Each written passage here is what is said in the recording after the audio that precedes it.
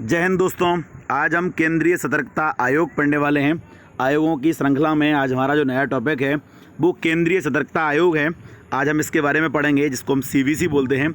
इसका full form होता है सेंट्रल विजिलेंस कमीशन, सीवीसी। इसका गठन, इसके कार्य, अध्यक्ष, सदस्य, इसकी फुल डिटेल बहुत ही सरल भाषा में मैं आपको पढ़ाऊंगा। हैंड रिटन नोट्स मेरी जो बनी हुई मेरी खुद की, उसी से मैं आपको पढ़ाऊंगा। इसकी पीडीएफ आपको मेरे डिस्क्रिप्शन में मिल जाएगी, है ना। आज हम इसमें क्या क्या पढ़ने वाले मैं आपको पहले बता दे रहा हूँ। तो ये जो केंद्रीय सतर्कता आयोग है, इसका गठन, इसका मुख्यालय, इसका संस्थापक, ये कैसा निकाय है, इसकी वेबसाइट, गठन की सिफारिश किसने की, इसका उद्देश्य, वेतन भत्ते, इसकी जो सैलरी है वो, आयोग की संरचना, अध्यक्ष सदस्य के बारे में, इसकी नियुक्ति कौन करता है, समिति, इसका कार्यकाल कितना है, अधिनियम कब इसका पारित हुआ, किसके ये किस मंत्रालय के अधीन ये कार्य करता है, कितनी इसकी योग्यता है, अध्यक्ष कौन रहे पहले और वर्तमान में, सदस्य हटाया जाना है, ये हटेंगे कैसे, है ना। और आयोग के जो कार्य हैं वो आज हम इसमें पढ़ेंगे। संगठन, ये जो ये सीवीसी जो संगठन बना हुआ है वो भी हम आज इसमें पूरा पढ़ने वाले हैं, जिसकी पीडीएफ आपको डिस्क्रिप्शन में मिल जाएगी, है ना। ठीक है, चलिए दोस्तों शुरुआत करते हैं। आंसर सर क्लासेस में आपका स्वागत है।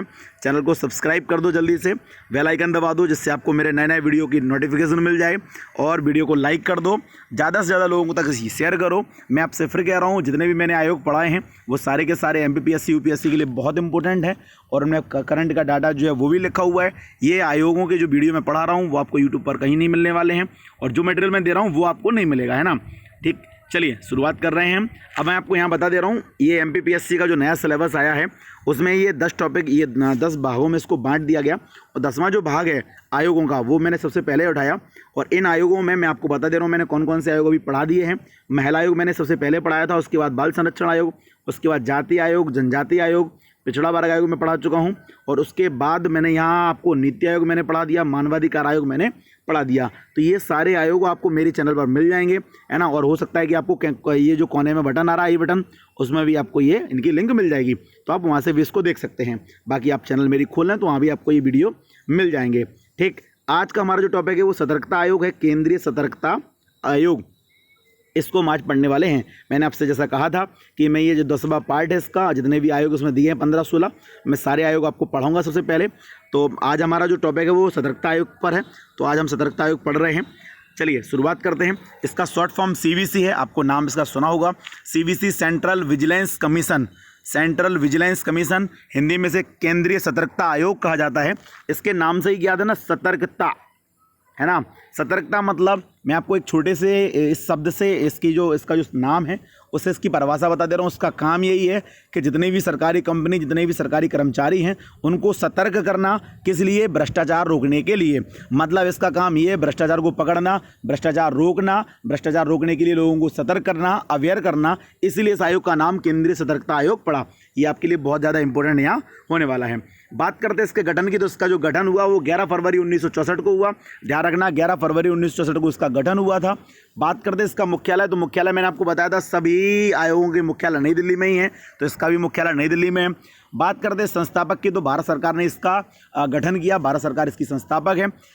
बात करते हैं इसके निकाय की, तो ये इसका जो निकाय है वो सांविधिक निकाय है या कानूनी निकाय है। मतलब ये अधिनियम के तहत, अधिनियम इसका पारित हो गया, इसलिए सांविधिक निकाय है। अधिनियम 2003 में पारित हुआ था, तो आपको याद रखना है कि सांविधिक निकाय है। और मैं आपको पुराने वीडियो में बता चुका हूँ, निकाय 3 प्रकार के होते हैं, कार्यकारिणी निकाय, सांविधिक निकाय, संवैधानिक निकाय। तो ये दूसरे नंबर का निकाय है सांविधिक निकाय। ये संवैधानिक नहीं है, इसका संविधान में उल्लेख नहीं है, ये बात ध्यान रखना। संवैधानिक में और सांविधिक में अंतर होता है बेटा, जो मैं आपको पुराने वीडियो में बता चुका हूँ। बात करते हैं इसकी वेबसाइट की, तो सभी जितने भी मैंने आयोग पढ़ाए हैं उनका आप इंग्लिश शॉर्ट फॉर्म ले लो, और उस शॉर्ट फॉर्म के बाद nic.in लगा दो। यही सबकी जो वेबसाइट है वो यही बन जाएगी।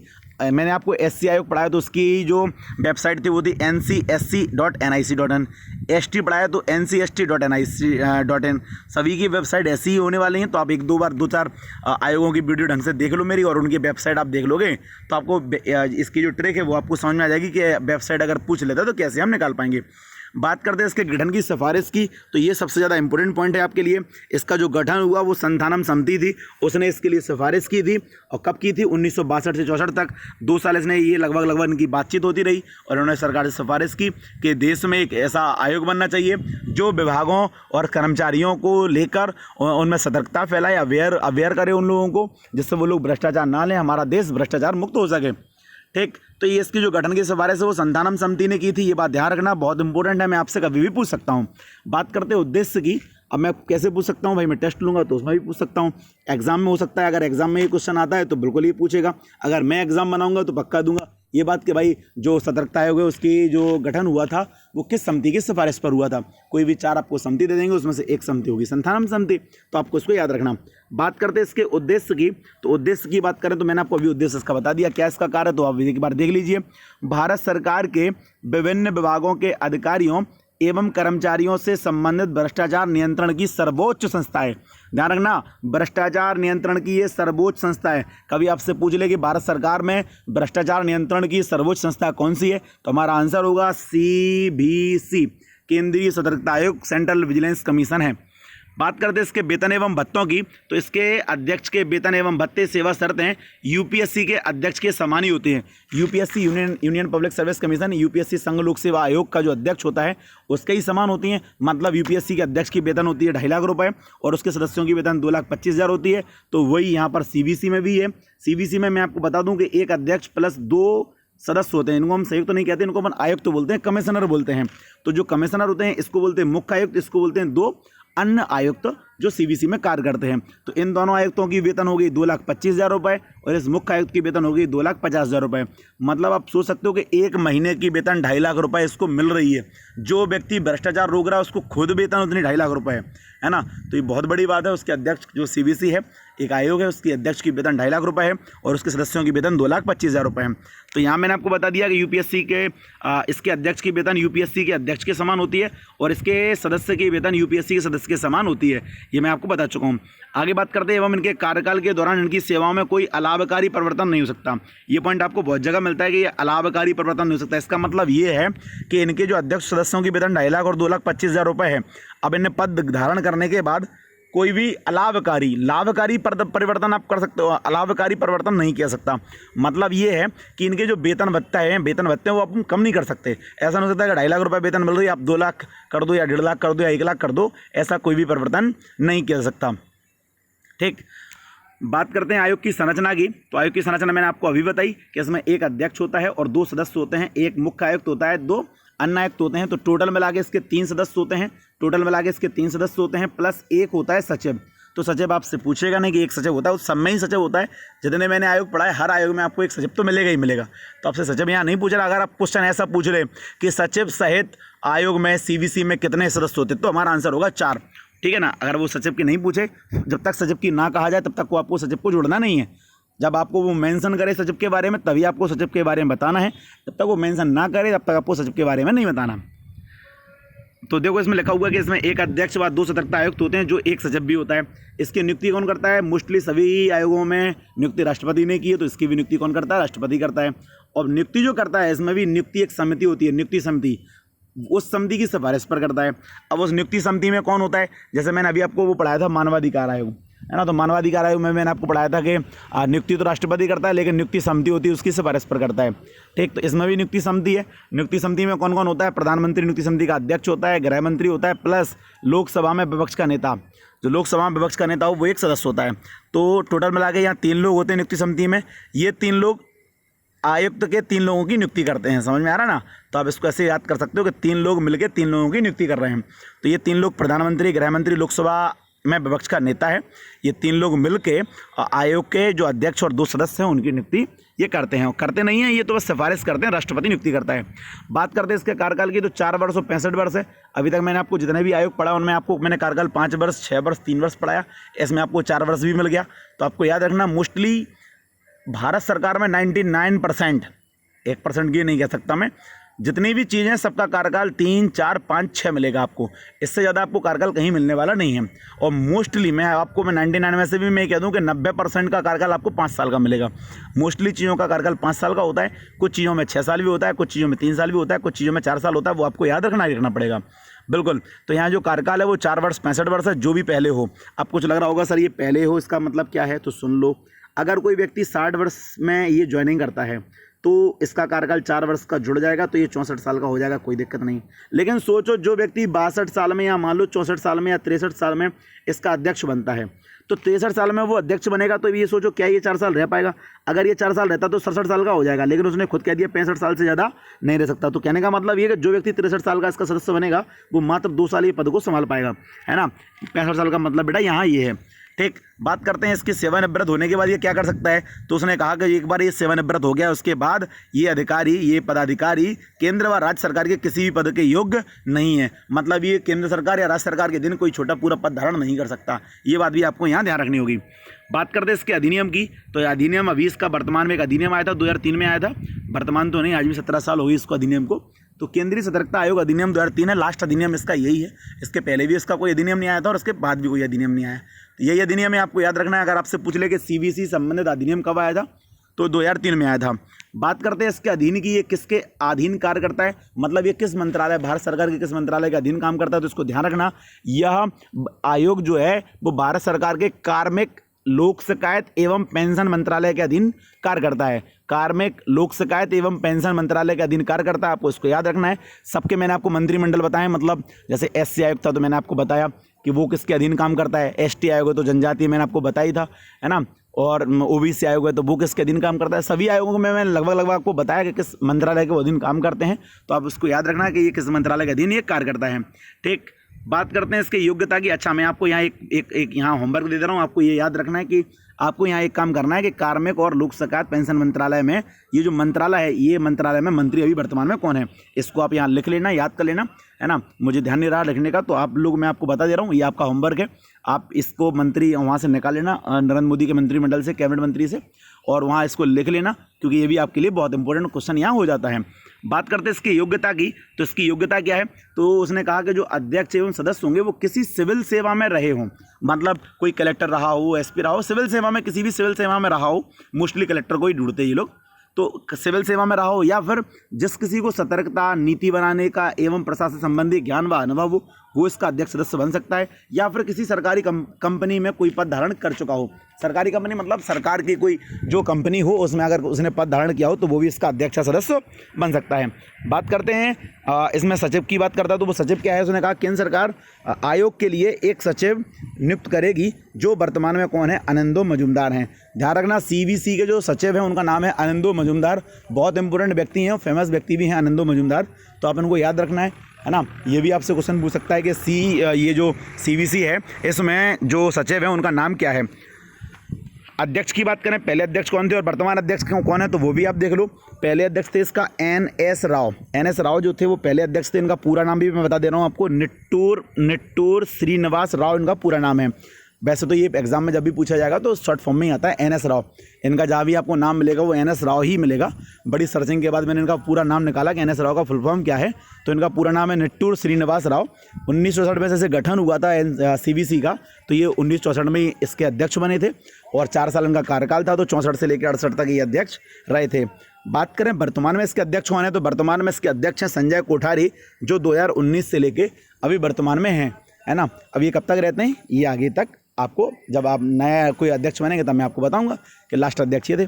अब बात करते हैं संजय कोठारी की, तो संजय कोठारी जो व्यक्ति अभी इसके अध्यक्ष बने हैं उनका थोड़ा सा मैं आपको बैकग्राउंड बता दूं। बाकी एक मैं आपको यहाँ ये बता दूँ, संजय कोठारी अपने आप में बहुत महान व्यक्ति हैं। इनके बारे में मैं एक वीडियो अलग से बनाना चाहूँ तो बना सकता हूँ, लेकिन मैं आपको इतना छोटे से बता दे रहा हूँ क्योंकि भारत में ऐसे बहुत महान व्यक्ति हैं। तो संजय कोठारी की बात करें तो ये कौन है, ये इसके पहले राष्ट्रपति के सचिव रह चुके हैं। यही बहुत इंपॉर्टेंट बात है कि कोई व्यक्ति इस राष्ट्रपति का सचिव रहा हो, तो ये राष्ट्रपति के सचिव रह चुके हैं और हरियाणा के IAS कैडर के, ये मतलब ये कलेक्टर है, IAS रहे हैं। ठीक है, इतना ही काफ़ी है, ज़्यादा डिटेल आपको उनकी जानने की जरूरत भी नहीं है ना। तो संजय कोठारी जो है वो राष्ट्रपति के सचिव रह चुके हैं और हरियाणा के IAS थे, अब जाके ये CBC के अध्यक्ष बन गए हैं। वर्तमान में इसके सदस्य कितने हैं? तो 2 ही सदस्य हैं। आप दोनों सदस्यों का नाम याद रखें। 7, 8, 5, 6 सदस्य होते तो शायद एग्जाम में ना पूछता, लेकिन 2 सदस्य हैं तो पूछ भी सकता है। तो पहले सदस्य हैं सुरेश एन पटेल और दूसरे सदस्य का नाम है शरद कुमार। दोनों सदस्यों का नाम याद रखना भाई, मैं कुछ भी आपसे पूछ सकता हूँ, ठीक। और इसका मैं कल अगले दिन में टेस्ट लूँगा इसका प्लस और जो भी मैंने पहले आयोग पढ़ा था मानवाधिकार आयोग, दोनों आयोगों का कंबाइंड टेस्ट होगा। तो आप वो टेस्ट बिल्कुल लाइव टेस्ट लूँगा मैं कल, तो वो भी आप जरूर देख लें, ठीक। अब बात करते हैं हटाएंगे कैसे। नियुक्ति तो मैंने बता दी, तो हटाना भी देख लो। आयोगों के अध्यक्ष एवं सदस्य स्वयं राष्ट्रपति को अपना त्यागपत्र दे सकते हैं। पहली बात तो ये है, ठीक है। जब राष्ट्रपति नियुक्ति करेगा तो राष्ट्रपति इनको हटा भी सकता है। तो राष्ट्रपति आदेश द्वारा अध्यक्ष एवं सदस्यों को हटा सकते हैं। कैसे हटाएंगे, क्या क्या उनकी वो कंडीशन होगी? तो उसने कहा साबित कदाचार, बुरे आचरण का, जब ये बुरा आचरण उनका साबित हो जाए तो, असमर्थता, कार्य करने में ये असमर्थ हो जाए, ये पागल हो जाएं, दिवालिया घोषित कर दिया जाए, किसी अपराध के लिए दोष सिद्ध हो जाए, उनको कारावास हो जाए, पद पर रहते हुए अन्य वैतनिक कोई कार्य करें। पद पर रहते हुए मतलब ये सीबीसी के अध्यक्ष होने के साथ साथ कोई दूसरा वेतन वाला कार्य करते हैं तो भी इनको हटा दिया जाएगा। और पद का अगर ये दुरुपयोग करते हैं तो भी इनको पद से हटा दिया जाएगा। अब बात करते हैं कि कदाचार संबंधी जो मामला है वो कैसे सिद्ध होगा कि इन पर कदाचार सिद्ध हुआ है। तो वो कैसे होता है, सुन लो। कदाचार संबंधी मामला जो होता है वो राष्ट्रपति सुप्रीम कोर्ट को भेजता है। एससी मतलब सुप्रीम कोर्ट को भेजता है। फिर सुप्रीम कोर्ट इस पर जांच करता है, जांच करता है और जांच करके जो रिपोर्ट होती है वो राष्ट्रपति को भेजता है। फिर राष्ट्रपति उस पर एक्शन लेता है। और राष्ट्रपति एक्शन क्या लेता है? राष्ट्रपति एक्शन यही लेगा, अगर वो सुप्रीम कोर्ट ने कहा कि ये दोषी हैं तो इनको हटा देगा, और सुप्रीम कोर्ट ने कहा ये दोषी नहीं है तो एक्शन ये होगा कि उनको भाई बना रहने दो। अब और सुनो, इसमें भी क्या हो सकता है, जैसे मान लो हमें पता चला कि अध्यक्ष जो है वो कहीं ना कहीं मुझे दोषी लग रहा है, तो हमने सुप्रीम कोर्ट में केस तो पहुंचा ही दिया, उसके साथ में राष्ट्रपति जो है वो उनको बीच में निलंबित भी कर सकता है। ये तब तक निलंबित रहेंगे जब तक कि सुप्रीम कोर्ट अपना जजमेंट ना सुना दे, तब तक बीच में भी वो राष्ट्रपति के पास ये पावर है, उनको हटा सकता है। तो ये लिखा है कि इस बीच भी राष्ट्रपति अध्यक्ष एवं सदस्यों को निलंबित कर सकता है। बात करते हैं आयोग के कार्य की, तो आयोग का कार्य मैं आपको शॉर्ट में बता ही चुका हूँ, बाकी डिटेल में भी आप देख लो। आयोग के क्या कार्य हैं? केंद्र सरकार के निर्देश पर ऐसे किसी विषय की जांच करना जिसमें केंद्र सरकार या इसके किसी प्राधिकरण के किसी कर्मचारी द्वारा भ्रष्टाचार निवारण अधिनियम 1988, ये अधिनियम याद रखना, मैं फिर कह रहा हूँ ये बहुत इंपॉर्टेंट है। ये अधिनियम कब आया था? भ्रष्टाचार निवारण अधिनियम 1988 में आया था। फिर कह रहा हूँ भ्रष्टाचार निवारण अधिनियम 1988 इंपॉर्टेंट है, इसको याद रखना। ये 1988 में आया था। तहत कोई अपराध किसी ने किया हो तो उसके खिलाफ जांच करना, ये इसका कार्य है। उसने कहा कि केंद्र सरकार क्या कर सकती है, केंद्र सरकार निर्देश देगी इसको कि भाई आपका काम ये है कि किसी विषय की जांच करना। किस विषय की जांच करना? जिस विषय में केंद्र सरकार या किसी प्राधिकरण कर्मचारी द्वारा कोई भ्रष्टाचार निवारण अधिनियम 1988 के तहत कोई अपराध किया गया हो, उस अपराध की जाँच करना। आगे लिखा है केंद्र सरकार द्वारा भेजे गए किसी संदर्भ पर जांच करना अथवा जांच करवाना, ये भी इसका काम है। आगे लिखा है केंद्रीय सरकार या इसके संगठनों को ऐसे मामलों पर सलाह देना जो इनके द्वारा आयोग को भेजे जाएं।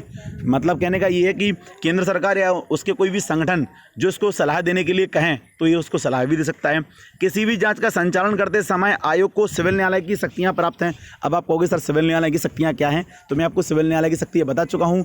एससी आयोग में, एसटी आयोग में, ओबीसी आयोग में, वहाँ भी उनको सिविल न्यायालय की शक्तियाँ प्राप्त थी।